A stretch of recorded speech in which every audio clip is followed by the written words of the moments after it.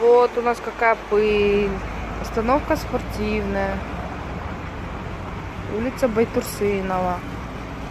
Засыпали нашу яму, которую ремонтировали.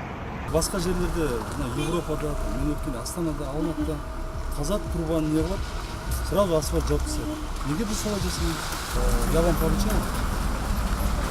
По всем подрядным компаниям проводят теплосети, газ, канализацию. Независимо, это наши подрядчики, либо подрядчики монополистов и так далее. Да? Вы должны сделать жесткий контроль. Выкопали, положили трубу, должны закатать. Вот так не пойдет.